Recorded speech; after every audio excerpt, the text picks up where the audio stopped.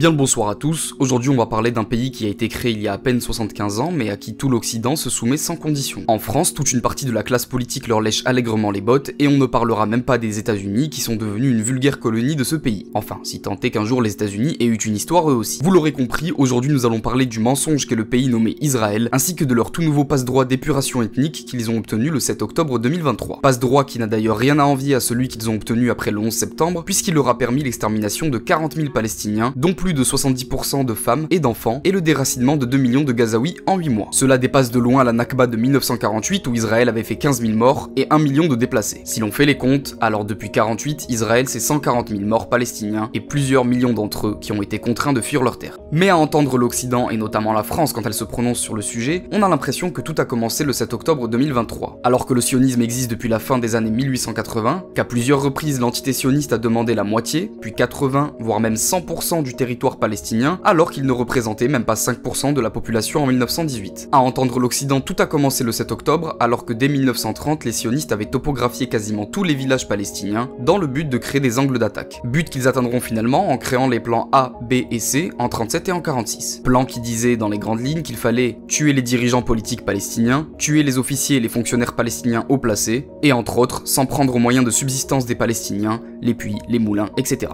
À entendre l'Occident, tout a commencé le 7 octobre, alors que sous le mandat britannique de 1917 à 1948, d'innombrables émeutes ont éclaté résultant à la mort de milliers de Palestiniens qui ont été tués par l'embryon de la future armée israélienne, ainsi que des forces britanniques. Mandat britannique qui, rappelons-le, a injustement créé un foyer national juif en 1917 avec la déclaration de Balfour, sans prendre en compte la vie des Palestiniens. Cette décision scellera d'ailleurs le destin de millions de personnes dans la région pour les décennies à venir. À entendre l'Occident, tout a commencé le 7 octobre alors que des répressions extrêmement violentes avaient suivi le plan de partage injuste de l'ONU en 1947. À entendre l'Occident, tout a commencé le 7 octobre alors que la première et la deuxième intifada avaient fait des milliers de morts. À entendre l'Occident, tout a commencé le 7 octobre alors que des massacres dans la bande de Gaza et en Cisjordanie ont eu lieu en 2008, 2009, 2012, 2014, 2021 et 2023. Parler du conflit israélo-palestinien en prenant comme référence le 7 octobre 2023 est pourtant un exercice auquel nombre de politiques et sphères d'influence en France se sont essayés, comme une espèce de preuve d'allégeance et de soumission totale à Benyamin Netanyahou et son gouvernement, dont voici d'ailleurs quelques joyeuses citations uniquement sur l'année 2023. Quiconque revient ici, à Gaza, s'il revient ensuite, trouvera de la terre brûlée, pas de maison, pas d'agriculture, rien, ils n'ont pas d'avenir. J'ai ordonné un siège complet de la bande de Gaza. Il n'y aura pas d'électricité, pas de nourriture, pas de carburant, tout est fermé. Nous combattons des animaux et nous agissons en conséquence. L'accent est mis sur les dégâts et non sur la précision. La seule chose qui doit entrer à Gaza, ce sont des centaines de tonnes d'explosifs de l'armée de l'air, pas une once d'aide humanitaire. Comme nous venons de le voir, il y a 1001 façons d'attaquer Israël, puisqu'il s'agit d'un état illégitime tant du point de vue du droit que du point de vue religieux. Car oui, ce n'est pas pour rien qu'une partie des juifs orthodoxes eux-mêmes sont anti-sionistes. Mais vous savez quoi, aujourd'hui on va jouer le jeu des médias et des politiques pro-sionistes, et on va parler du 7 octobre. Et vous allez voir que même en jouant sur leur terrain, même en acceptant leurs stupides règles et leur anachronisme total du conflit israélo-palestinien, vous allez voir qu'il est possible de les humilier complètement, en mettant notamment en lumière plusieurs contradictions dans le récit officiel de l'attaque du Hamas du 7 octobre. Juste avant, rappelons quand même ce qu'est le Hamas, puisque c'est la carte piège que sortent tous les sionistes quand on leur demande d'expliquer pourquoi ils font des livraisons de roquettes à domicile directement dans le salon des Palestiniens. Ils vous répondront que c'est parce qu'on lutte contre le Hamas est une organisation terroriste antisémite, etc., etc. Sauf qu'en fait le Hamas a été créé en 87 et le nettoyage ethnique des Palestiniens, lui, a commencé en 47. Donc il ne faut surtout pas inverser les temporalités puisque le Hamas est un mouvement de libération qui a justement été créé dans le but de résister à l'occupation israélienne. D'ailleurs, c'est assez drôle d'entendre certains parler du Hamas comme la cause des malheurs des Israéliens et des Palestiniens quand on sait qu'Israël a participé à la création du Hamas et l'a indirectement financé via le Qatar. Ami Ayamon, ex-directeur du Shin Bet, donc des services de renseignement intérieur israéliens, ira même jusqu'à expliquer que le but de la création du Hamas était de diviser le peuple palestinien en deux groupes, un en Cisjordanie pro-Fatah et un à Gaza pro-Hamas, pour qu'ils ne puissent pas être unis et que la bande de Gaza reste bien séparée de la Cisjordanie. Netanyahou est arrivé avec un nouveau concept. Pour gérer le conflit, nous devons nous assurer que la société palestinienne reste divisée. Il est donc dans notre intérêt que le Hamas dirige Gaza, tandis que l'autorité palestinienne, c'est-à-dire le Fatah, contrôle la Cisjordanie. De cette manière, leur commandement n'est pas unifié. Et sans interlocuteur palestinien, pas de négociation. Mais pour ça, il faut faire en sorte que le Hamas ne s'effondre pas. S'assurer que l'économie fonctionne, même au ralenti. Laisser les pêcheurs palestiniens aller en mer, mais pas trop non plus. Ainsi, on est sûr que le Hamas survivra. Sur ce plateau de télévision en 2015, le suprémaciste, aujourd'hui ministre des Finances israélien, assume ouvertement cette approche. L'autorité palestinienne est un fardeau et le Hamas un atout pour nous. C'est une organisation terroriste que personne ne reconnaîtra jamais. Il ne faut pas avoir peur du Hamas. Oui, nous avons commis une erreur. Nous n'avons pas compris les conséquences à long terme de ce que nous avons encouragé dans les années 80. Israël a commis une erreur en finançant le Hamas avec l'argent du Qatar. Créer un mouvement de résistance pour ensuite le qualifier de terroriste, c'est la recette parfaite pour légitimer une guerre préventive, guerre que mène Israël depuis des décennies et dont les premiers à en souffrir sont les civils. D'ailleurs, créer un ennemi pour légitimer sa position sur un état étranger nous rappelle vaguement un autre pays, mais bon, là on s'égare. Maintenant que les présentations sont faites, on va parler du fameux récit officiel concernant ce qu'il s'est passé le 7 octobre. D'après l'AFP, qui s'est basé sur les chiffres du gouvernement israélien, le Hamas aurait tué environ 1200 Israéliens, dont 764 civils, 60 policiers, 315 soldats et 13 sauveteurs. Rappelons que l'armée israélienne est une armée d'occupation illégale et que la combattre, incluant le fait de tuer des soldats, entre dans le cadre d'une résistance et non d'un acte terroriste. Rappelons aussi que l'objectif du Hamas le 7 octobre était de prendre un maximum d'otages pour pouvoir ensuite les échanger contre les quelques 7000 otages palestiniens dans les prisons israéliennes, dont des femmes et des enfants qui, pour la majorité, ont été incarcérés sans procès ni accusation. D'ailleurs, d'après l'organisation palestinienne de défense des droits des prisonniers, ce nombre est passé à 10 000 depuis le 7 octobre. Ma question est donc la suivante. Quel intérêt y aurait-il à tuer des otages très précieux pour le Hamas si leur but était de les échanger contre des otages palestiniens? Certains diront que la réponse est toute simple, que la prise d'otages était seulement un prétexte pour le Hamas pour pouvoir tuer un maximum d'Israéliens et que capturer les civils n'a jamais été leur objectif principal. Pourtant, le Hamas a bel et bien capturé plus de 200 otages le 7 octobre et en avoir plus n'aurait pas été du luxe pour eux. Alors comment expliquer les 764 victimes civiles israéliennes ce jour-là? Pour répondre à ces questions, penchons-nous sur ces fameuses victimes. On sait que 364 civils ont notamment été tués lors d'un festival de musique électronique, Nova. D'après la version officielle, ils auraient été tués par le Hamas pendant la prise d'otages. Cependant, d'après le journal israélien Haaretz, qui se base lui-même sur une source policière de l'enquête sur le 7 octobre, je cite, un hélicoptère de l'armée israélienne qui est arrivé sur les lieux a apparemment ouvert le feu sur les membres du Hamas qui s'y trouvaient et a également abattu les participants du festival. Le journal israélien Yediot Aharonot a également publié un article sur les hélicoptères de l'armée israélienne qui sont intervenus. D'après le journal, les forces israéliennes ont eu, je cite, du mal à distinguer les militants du Hamas et les Israéliens. Les pilotes ont aussi ajouté qu'ils avaient utilisé des obus d'artillerie de manière indépendante sans obtenir l'autorisation de leurs supérieurs, contre donc les civils lors du festival. Toujours d'après le même rapport, l'armée israélienne a émis des ordres confus, des pilotes sans instructions claires pour attaquer les militants du Hamas, ainsi que l'ordre de tirer sur tous les véhicules retournant à Gaza, même s'il y avait un risque qu'ils contenaient des otages. D'après le journal The Cradle, qui reprend les mêmes sources, je cite, « La cadence de tir contre les terroristes a été énorme au début, et ce n'est qu'à un certain moment que les pilotes ont commencé à ralentir les attaques et à sélectionner soigneusement la cible. » Un peu plus loin, on peut aussi lire, « Malgré la confusion, 28 hélicoptères de combat israéliens ont tiré dans la journée toutes les munitions qu'ils détenaient, dont des centaines d'obus de canons de 30 mm et des missiles Hellfire. » En plus de ces articles, voici une autre source israélienne rapportée par Michel Colomb. Au journal Mako, les pilotes de l'armée de l'air admettent « Nous n'avons pas réussi à nous défendre, nous nous sentons très mal. » Et le principal point de critique dans le contexte de l'armée de l'air, dit l'article, c'est que déjà vendredi soir, le Shin Bet, donc le service d'espionnage israélien, a fait savoir que samedi devait être un jour de bataille. Le Shin Bet affirme que l'info a été transmise directement à l'armée de l'air ainsi qu'à d'autres organes de Tsahal, mais les pilotes d'Apache disent que lors de leur conversation avec le commandant de l'armée de l'air, le major-général Barr a dit que l'armée de l'air n'avait aucune information jusque le samedi matin 6h30 lorsque les barrages de roquettes ont commencé. Donc, est-ce que Netanyahou savait? Est-ce qu'il a laissé faire? Est-ce qu'il lui voulait des victimes pour justifier ce qu'il avait préparé? C'est une partie de la discussion. Et en tout cas, un pilote d'Apache dit dans cette interview « Je choisis des cibles comme ça, où je me dis que les chances que je tire ici sur des otages sont faibles, mais il admet que son jugement n'est pas fiable à 100%. » Enfin, on a aussi des images d'archives qui nous montrent des dizaines de voitures brûlées et des corps calcinés, laissant sous-entendre qu'il y a eu un bombardement des hélicoptères et de l'aviation israélienne. Évidemment, toutes ces déclarations sont en contradiction totale avec la version officielle, qui nous dit que tous les civils ont été exterminés par le Hamas. Mais ce qui est encore plus surprenant, c'est que la version officielle entre même en contradiction avec des témoignages directs de rescapés de l'attaque du 7 octobre, comme celui de Yasmine Porat, survivante de l'attaque du kibbutz Be'eri, donc d'un des villages israéliens attaqués, qui nous explique ceci. הם לא מתעללים בנו, הם מתנהגים אלינו בצורה מאוד אנושית, זה אומר שהם שומרים עלינו. כן, מה זה אומר אנושית? שומרים עלינו, הם נותנים לנו לשתות פה ושם, שהם רואים שאנחנו בלחץ, הם מרגיעים אותנו. הייתה תחושה מאוד מאוד מפחידה, אבל אף אחד לא התנהג אלינו באלימות. למזלי, לא קרה לי את מה שאני שומעת בתקשורת. אז הם שומעים אותי ומפסיקים לראות.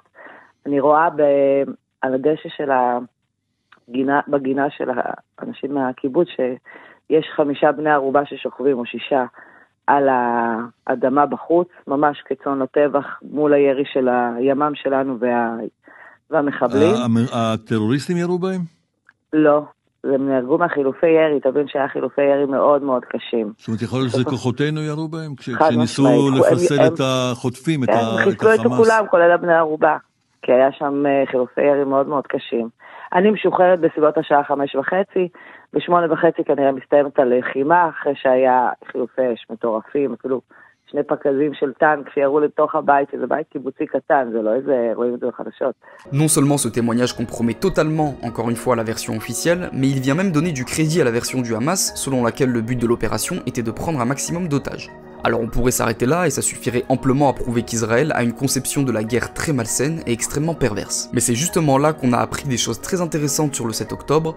Parmi elles, on a appris que le Hamas a attaqué les kibbutz par infiltration avec des armes légères, tout simplement car il n'y a pas de tanks ou d'aviation de combat dans l'arsenal du Hamas. Et qu'encore une fois, le but de l'opération n'était pas de tuer des innocents, mais seulement la capture d'otages monnayables. Cependant, à la surprise générale, on s'est aperçu que les kibbutz avaient été attaqués par armes lourdes avec des maisons détruites, brûlées, des explosions et des impacts d'obus. Dans un reportage sur la chaîne I24 News pro-sioniste, on voit les premières images des kibbutz attaqués et le journaliste nous parle de traces de passage de tanks. Or, comme nous venons de le dire, le Hamas n'a pas de tanks. Tout porte alors à croire qu'en plus de nombreuses victimes civiles de bombardements israéliens lors de la rave party, s'ajouteraient des victimes de tirs de chars et de balles de l'armée israélienne dans différents kibbutz. Ces images très parlantes sont aussi accompagnées de nombreux témoignages qui laissent eux aussi penser que les forces israéliennes sont responsables de la mort de civils et de militaires israéliens. C'est rapporté par de nombreux médias comme l'Union juive française pour la paix ou encore le journal L'Humanité. Évidemment, comme toutes les informations que j'ai partagées dans cette vidéo, les sources sont en description. D'après un témoignage d'un autre rescapé du 7 octobre nommé Tuval, interviewé par Nir Hasson pour le journal israélien Haaretz, je cite, « Les commandants sur le terrain ont pris des décisions difficiles, y compris le bombardement des maisons avec tous leurs occupants à l'intérieur afin d'éliminer les terroristes avec les otages. Le prix à payer a été terrible, au moins 112 personnes du kibbutz Be'eri ont été tuées, d'autres ont été kidnappées. »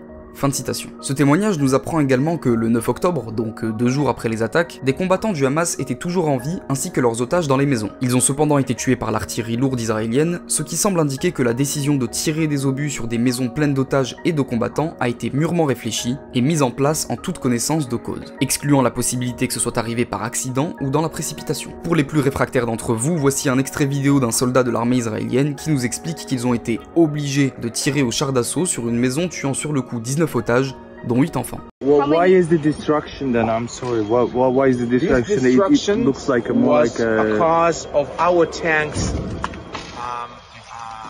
attack. Fired on them. Yeah. So how many were here, and then how many survived? How many did you? No one survived from this house, but from this house, 19 people died. Among them, 8 children. מסוק שיורה לתוך הקיבוץ. זאת אומרת, לא הבנתי. מסוק צה"לי יורה לתוך קיבוץ ישראלי, ואז אתה רואה טנק נוסע ברחובות הקיבוץ, מצודד את התותח ויורה לפגז לתוך בית. Israël a donc bel et bien massacré une partie de sa population le 7, 8 et 9 octobre, notamment à la rave party et dans le kibbutz Be'eri, qui sont 2 des endroits où on compte le plus de morts civiles. Et là où ça devient extrêmement malsain, c'est que le gouvernement israélien a utilisé les morts du 7 octobre, dont ils sont en partie responsables dans une proportion qu'on ne connaît même pas, pour justifier les actuels 40 000 morts à Gaza. Et puisqu'on est face à une armée qui ne voit pas de mal dans le fait de sacrifier sa propre population si ça lui permet d'éviter d'avoir à négocier quoi que ce soit avec le Hamas, je vous laisse imaginer le niveau de considération qu'ils ont pour les enfants palestiniens. En fait, avoir connaissance de tout ça permet d'être moins surpris par le comportement de l'armée israélienne à Gaza. Pour eux, les Gazaouis ne sont qu'un tas de chair qui, à l'image d'un mur, doivent être détruits pour passer au mur suivant. et ainsi de suite. D'ailleurs, comme une sorte de prémonition, on a appris 3 mois plus tard, en janvier 2024, et c'est rapporté par France Info, que 17% des soldats israéliens morts dans la bande de Gaza ont été tués par l'armée israélienne. Comme si l'extermination pure et simple des Palestiniens était une priorité absolue, valant plus que la vie des soldats ou de civils, même s'ils sont israéliens. Nous venons de voir que l'histoire du 7 octobre comporte un nombre important de contradictions. Mais en réalité, il ne s'agissait là que du point de départ d'une vaste propagande qui a permis à Benyamin Netanyahou d'avoir l'opinion publique, ainsi que les médias, dans sa poche. Dans cette propagande, on peut par exemple citer l'histoire des 40 bébés décapités qui a été relayée absolument partout dans les médias français, jusque dans les hautes sphères de la politique française. Les enfants, et même les bébés, ont été tués également, et de quelle manière? Des femmes, des enfants, 40 bébés décapités. Des femmes, des enfants, des bébés décapités. Un petit bébé d'1 ou 2 ans, un bébé qui a été décapité. Des bébés décapités, vous nous confirmez cette information, et de nombreux bébés décapités? Oui, c'est une information que j'ai énormément de mal à confirmer, mais elle est malheureusement vraie. Des maisons brûlées, des bébés décapités. On parle d'enfants, de femmes, à qui on a coupé la tête. Des bébés dont la tête a été décapitée. Pictures of terrorists beheading children. L'ambassadeur d'Israël en France, que vous recevrez sur ce plateau, David, confirme l'information. Les barbares du Hamas ont massacré 40 bébés lors des attaques du 7 octobre en Israël. Aucune cause ne justifie que l'on assassine, que l'on décapite, que l'on brûle des hommes, des femmes, des enfants et des bébés. Décapitation au couteau de femmes et d'enfants. Des bébés décapités. Je constate qu'il n'a pas fait de suite non plus pour les bébés décapités. Décapitons les bébés. Des nourrissons décapités. Il y a eu plus d'une vingtaine d'interpellations des personnes qui, pour les services de monsieur le garde des Sceaux, répondront au slogan sur les bébés décapités qui n'existent pas. Décapiter des bébés, des enfants égorgés, décapiter des bébés. Tout ça pour que le bureau de presse du gouvernement israélien finisse par confirmer officiellement qu'il n'y a jamais eu 40 bébés décapités. Mais c'était déjà bien trop tard, l'information a eu le temps de faire le tour des médias français sans qu'aucun d'entre eux ne fasse d'excuses publiques ou de corrections à ce niveau. Pour vous dire, même la presse israélienne a reconnu ses torts, là où en France nos politiques et nos médias se comportent comme de gentils toutous. שנשחטו ופשוט הרגו אותם. אתה רואה את הילדים? בית, שמונה תינוקות. שמונה תינוקות מתים. ועוד תמונה שתפסה אותי היא שראיתי את ג'ניה, זיכרונה לברכה, אישה מבוגרת מקיבוץ בארי, שאני רואה את המספר חרוט לה על היד, ואתה אומר, היא עברה את השואה באושוויץ ובסוף מתה בקיבוץ בארי. זה לא משהו שהוא בכלל אתה מצליח להבין אותו. ובכן, לא נרצחו 8 תינוקות במעון בבארי, מבהיר דובר בארי, ואין בבארי אישה בשם ג'ני. Et quand vous les mettez face au fait accompli, ils vous diront qu'Israël est la seule démocratie du Moyen-Orient et que Tsahal est l'armée la plus morale du monde. D'ailleurs, quand le porte-parole en France de l'armée israélienne a été questionné sur la fameuse fake news des 40 bébés décapités, on a eu le droit à un espèce de début d'AVC magnifique, je vous laisse vous régaler, c'est cadeau. L'armée israélienne a contribué à la propagation de certaines de ces rumeurs. Qu'en pense le porte-parole francophone de Tsahal? Moi, je n'ai pas vu, personnellement de mes yeux, toutes ces atrocités, mais elles m'ont été rapportées par des officiels israéliens. Vous savez, je vais vous dire, je pense qu'à un moment donné, il faudra arrêter. Il faut arrêter parce que là, on tombe dans, non pas dans la description, mais dans la mise en doute. Et c'est ça qui est très grave. Donc, je pense que ça suffit d'en parler, on en a parlé suffisamment, et les gens qui veulent chercher pour essayer de pas vraiment vouloir croire, eh bien qu'ils continuent à chercher. On continue avec l'histoire du bébé dans le four, là encore démenti à maintes reprises par la presse israélienne. Je suis désolée de le dire comme ça, mais parce que malheureusement, c'est ce qui s'est passé en Israël. Vous savez qu'il y a des tout petits, des enfants qui ont été décapités, et dit on a même retrouvé un petit bébé placé dans un four et qui a été brûlé. Je me suis dit, je vais le relayer parce que je pense qu'on a besoin à un moment de mettre des mots sur l'horreur absolue.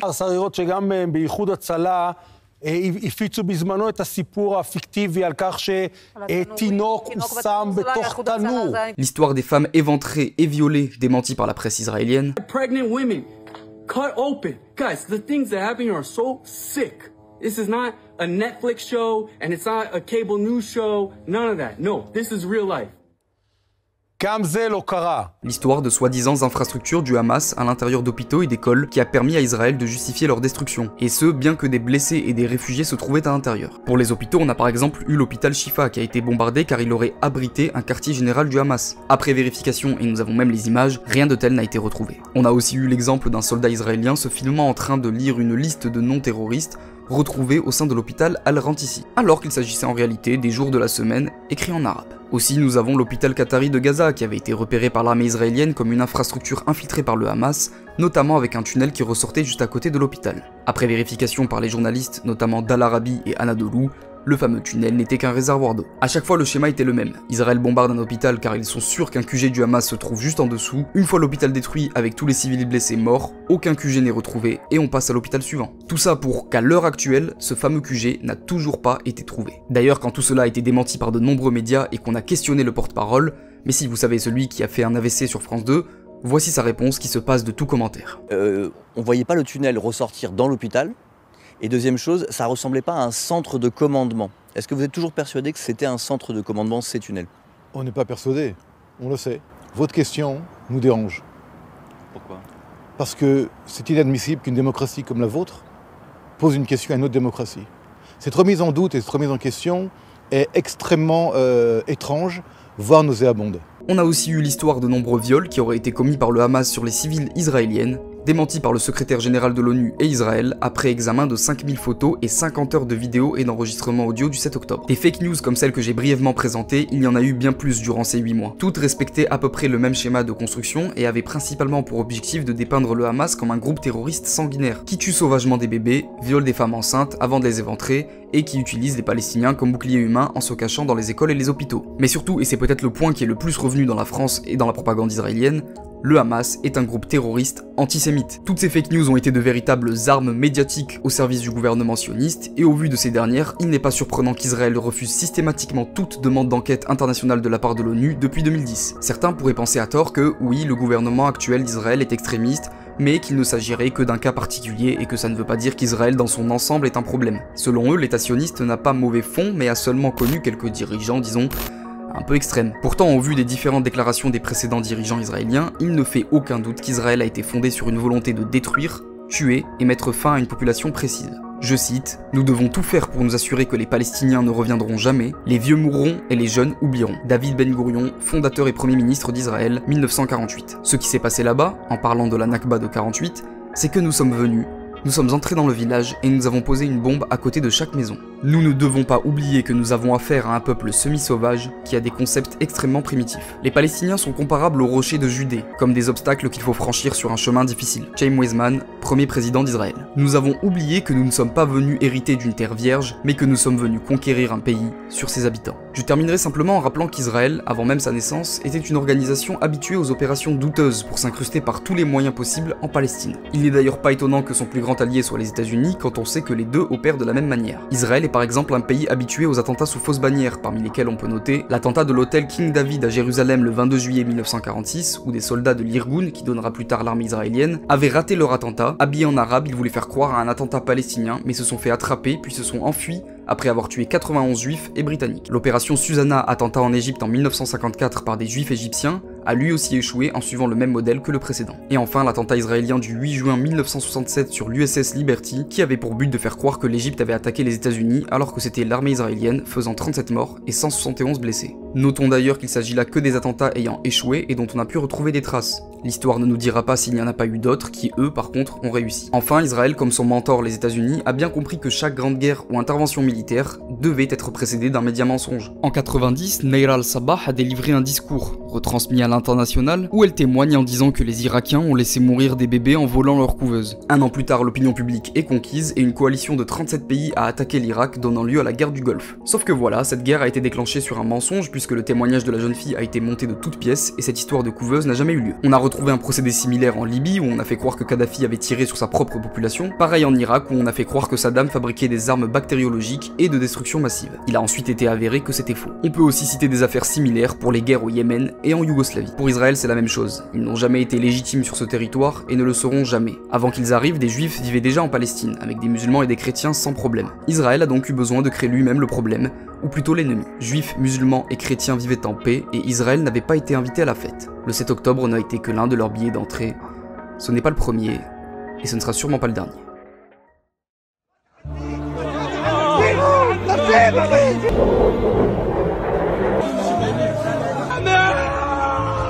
Nous devons nous tenir sans faille aux côtés d'Israël.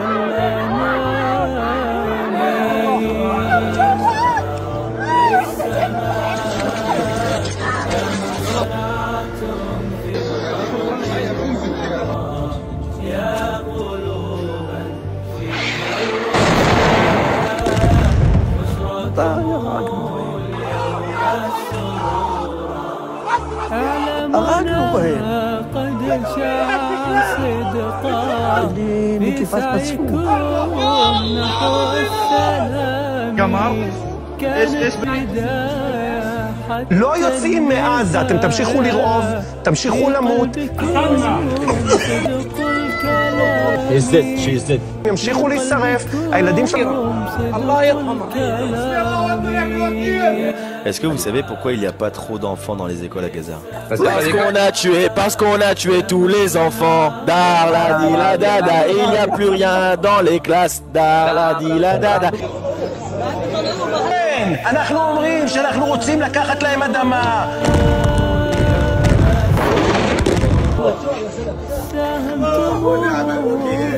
Qu'Israël est un pays ami et notre soutien inconditionnel. Rien ne doit empêcher Israël de se défendre.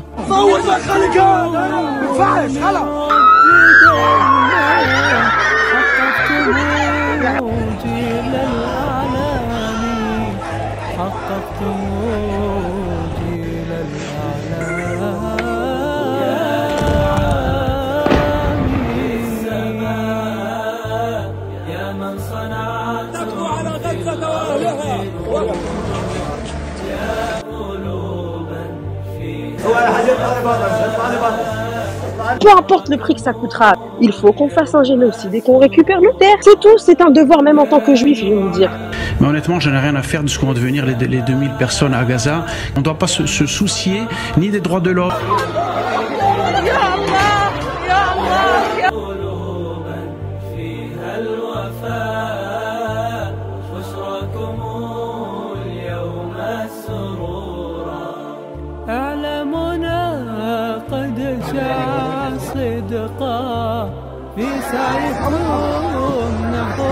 Like this, you know, like he took a baby head and cut his head. من أفراد عائلته بقصف إسرائيل. No, maybe I killed a girl, she was 12, but I'm looking for a baby. We are looking for babies, but there is no babies left.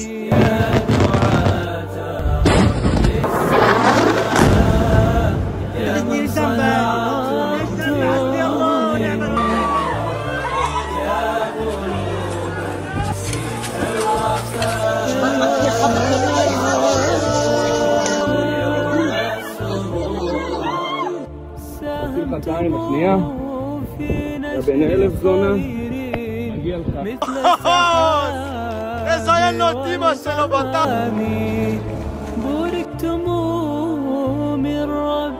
Need to block the aid to Gaza. They don't deserve it. What I care? Kill them. I don't care. I don't. We fucked many Palestinian bitches. I used to fuck Palestinian bitches in the army. They suck cock really good. They like it.